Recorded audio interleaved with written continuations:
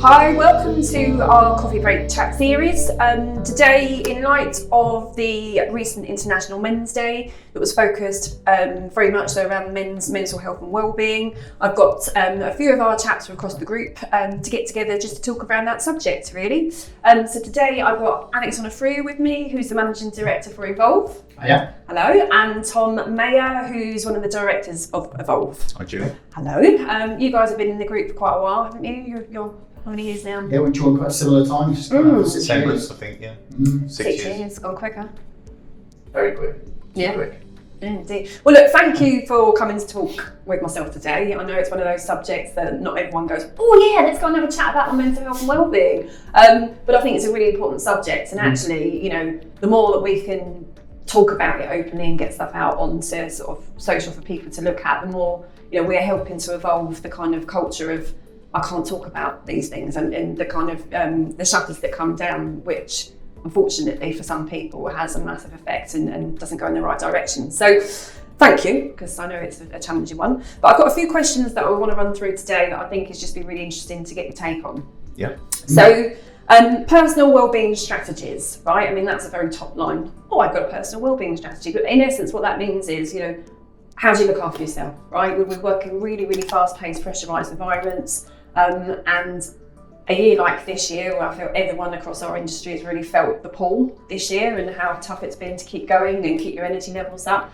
How have you kind of managed that yourself to keep yourself in a strong, sort of healthy place? I'd say this year, I think I probably got better at it.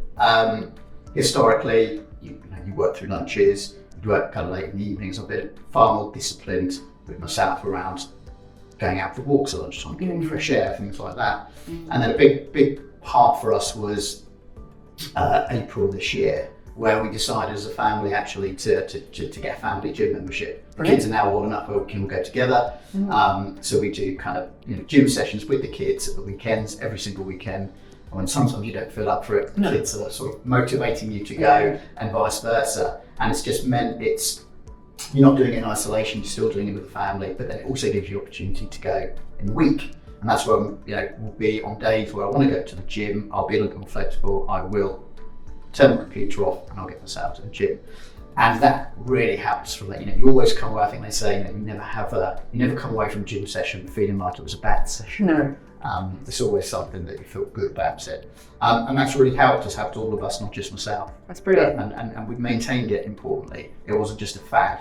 So that membership fees go to good use. Yeah, good. And I think it's really important actually, keeping physical fitness is a real big part of keeping sort of all your chemicals in the right place and feeling positive about yourself. What about yourself, Tom?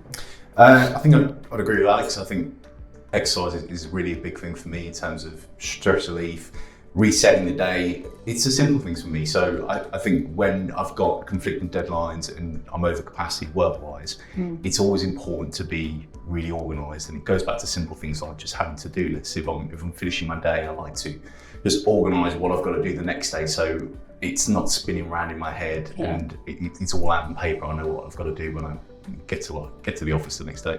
Yeah, I think that's actually really important, because when you are running around and have so many things to think about, it's almost like if I take it out of my head and stick it on a bit of paper, I can just forget about it until I need to, and it's there. It's about clearing that headspace, isn't it? But absolutely. Yeah, physical fitness I think is a really good thing, and that's good. Mental health stigma is the next one. So I suppose the stigma within, obviously I'm saying stigma within the male environment, I'm not a male. But it has been that, historically we don't get brought up, men are supposed to be men and stuff like that. And it, rightly or wrongly, that's kind of where we're at right now. So it's a position where you're kind of fighting a little bit against kind of how that has been throughout the kind of time. When you fall over, it's like toughen up, rub it down. And actually, now is a really important time to try and make that change for the future generations, for them to be able to really openly talk about themselves. So how are you feeling about that? Because obviously you've come, not saying that you're old gents, because you're not, but you're not. I'm in your generation, but it was very much like. I feel really uncomfortable about it. I'll be very honest. I think I'm probably the last generation that men's health just wasn't talked about. It didn't exist, and I think it was a perception that if there was some sort of mental health aspect around your personality or your performance, it was shown as a weakness. So you hid it away and bottled it up, which obviously isn't the best tactic to do. That was just what men did. Well, that's what all of the male role models in my life, my dad, my granddad, everyone I saw, you'd never see them cry, you'd never see them talk about the feelings. It was always stiff upper lip and just get on with it. Yeah. Which is, when you look back, I mean, now you know more about it, you can actually see that they were having those things, but we just weren't talking about it. Yeah, I kind of agree. I think it wasn't really talked about. I think things like social media, whilst it can have a lot of drawbacks, some of the positive is there's more forums for people to be able to kind of express how they're feeling about things. So it gets spoken about more. So you do see more people perhaps being upset, taking to camera, talking about their mental health, and they've had a bad day and they've had a good day. And I know, from some sort of personal experience, a couple of years ago that, when I probably went through the most challenging period from a mental health perspective, talking about it fundamentally changed how I approached it all. If I hadn't spoken, you make it your own problem and it's nobody else's and it's yours to fix because you're the man of the house, you're running a business and you've got to keep it all together for everybody. And I think someone said to me that vulnerability showed that it kind of breeds authenticity. And I think, when you're trying to, when you're running a business, when you're with your family, I think when people see that actually you haven't got it all covered, that's okay. I think people can relate to you more than just simply kind of going, no, don't worry, I've got this. So I think it is really important. I'm glad that people are talking about it a little bit more. And these are the sorts of conversations that you hope to do if it helps one person to hear what we're saying and say, oh my God, you just need to talk to somebody about it. It fundamentally changed things for me personally. I think that's brilliant. Thanks for sharing that, Alex. And obviously, I'm not going from a male perspective, but I never used to tell people if I weren't okay. I just thought it was like, I'm fine. I'm fine. And it took me a few years ago to actually say, I'm not okay. And it was life changing, because then people now actually generally take things off you and help you and support you, rather than you trying to do everything to, yourself. Yeah. And has that made you feel in any way like you've suffered as a result of it? Or no, not at all. Give you a different level of credibility? No, it does. No, I think it's brilliant. And kind of the opposite. Yeah, exactly. And even when you sort of talked about your situation, when you were in that phase and talked about, I was a man in the house. And again, that goes back to, the stereotyping, well, you're the man, you've got to do this, that and the other. And I think you both got boys, right? So you don't want them to kind of have that pressure on their shoulders when they're going up. So I think talking more openly with them as they're going through it, I think that's going to change now as we're bringing sort of our children up to be able to talk more openly, which is a positive, healthy thing. You touched on it, I think, with kind of your fitness and stuff like that, but I think work-life balance is really, really important. And again, there are still people in our industry when we talk about work-life balance and say, they obviously want to just finish dead on time and go home and not put the effort in. It's not about that, is it? Right? It's not about shying away from work. It's just really, really important to have that switch-off point to kind of define your work, and your family life and personal life, and how you then sort of go from a really sort of fast-paced, pressured environment into being dad, right? So how do you kind of manage that? It's a difficult one, because ultimately we work in a meritocratic environment, right? The more you get in, the more you put out, and it's always been the culture that high performers are always the first in the office and last out. So when I had my first son, it was a real transition for me. I felt I was lucky enough that it was post-COVID, well, it was during COVID, so I got to work from home and see him grow up. Whereas I think when you had your kids, correct me if I'm wrong, you still go to the office Monday to Friday, but I still found it really difficult to switch off at 6 o'clock when you'd be doing bath time, or where you'd be really making some memories that you don't get back. But I think the general perception of men's health and work-life balance with my second child has really made me focus on that a bit more. So it's about just getting done what you need to get done, so you can call it a day at 6 o'clock and then spend real time with your family. And from a mental health perspective, it really makes all the difference, because you're not feeling stressed that you haven't done this, you haven't done that, or you haven't been there for your son when he's been growing up from the first couple of months. So it's been really important for me. Good.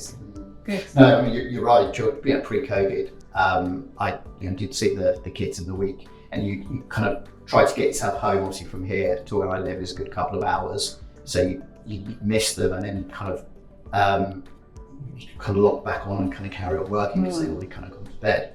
So COVID for me, whilst I know it was obviously devastating for a lot of people, for us as a family unit, again, just meant that I could balance work and life a lot better. And I think, I think it hasn't bounced back completely where everyone's back in the office. I think there's now a nice balance. Yeah. So I think when you do come in, there's a nice kind of feel about the place. Today's a really busy day, lots of people here, it's a really nice feel. But also the benefits that you get from being at home, seeing the family when you need to is priceless. Yeah, I really feel that as well, because I think working from home, people say, well, how do you switch off? Because if you're there and it's the same environment that you live in, but I think you really do, don't you? Because it's kind of like, it's almost like you close the door of the home office and you walk out and your little one's there. Yeah. And you kind of smile, don't you? It brings you do. Well, I think, again, I kind of laugh, your kids obviously slightly different age, but during COVID, when we had that transition back, kids would be in the room, maybe on camera. I just have your little ones on the camera. And that was lovely. But those days, that's the kind of the memories you look back and say, I'm glad I had that time. Yeah. And it's really important. And as I say, I kind of feel for perhaps the older generation, where often it was, the males that would go to work and come back late and often you never see their families and stuff. It's nice that we've got to a position now where, as a man, you can find that balance. Yeah. It's really important. Definitely. But I think it's worth touching on boundaries as well. We talked a lot about having families there, but obviously individuals that don't have kids, right? And it's hard to separate that boundary if you're working from home between the office, and some people might be working in the kitchen, they might be lucky enough to have an office, or they're working in the dining room. It's very hard to make that distinction between when I'm not working and when I am working. And I did find myself going back to, okay, well, I'll get to that. I'll go back to it at 9 o'clock in the evening or 10 o'clock in the evening. You've got to stop that, because it really does just seep into your mental health that you never really fully relax or switched off. So having those barriers in place is definitely a good tactic. Yeah, I think that's really valuable. And actually, saying we go back to your kind of fitness thing, it'd be great if people are doing that, to be able to finish working from home, head straight to the gym, and kind of release all of that energy, and then come back and actually truly relax, isn't it? Yeah. So, brilliant. In terms of role models, so did you have any kind of role models whilst you were growing up that you aspired to, that you feel was kind of what did they, what type of character were they compared to kind of how you are now as people? I wouldn't say I had a role model from someone that, it sounds like there was a very clever man at the house, and I didn't ever really feel that. So possibly slightly different for me. I tend to not have one single role model. I'll look at certain things depending on, the matter at hand. So in this particular case, for example, recently a friend of mine, gone through a period of bad health, decided that he kind of woke up one morning and said, you know what, I'm going to completely change my lifestyle. I'm going to do 100 marathons in 10 years. I'm going to change, I'm not going to drink anymore, I'm going to do this. And I kind of saw that as a role model, as he fundamentally changed his entire lifestyle and he stuck to it. And 18 months ago, he did his 100th marathon. And it was amazing. He raised loads of money. And sometimes when you look at that, it can inspire you to do different things. And for me, some of the things that I observed of what he was doing, I built into my daily routine as well. That's one incident, but for me, it's I look at lots of different people. Sometimes you can look at your boss at work and sort of say, okay, I like the way that they approach that, and actually I see you as a role model for how you again, if we look at Chris last year, a few years ago when we had kind of COVID, how we brought the organisation together when we were all quite disparate, and suddenly that was this kind of role model behaviour of just how to rally everybody, and we're all looking a bit kind of like, what does this mean for all of us? So for me, I think, and it comes back to surrounding yourself with kind of people that you can take characteristics from, see the best side of them, and try and apply them into your way of working or being.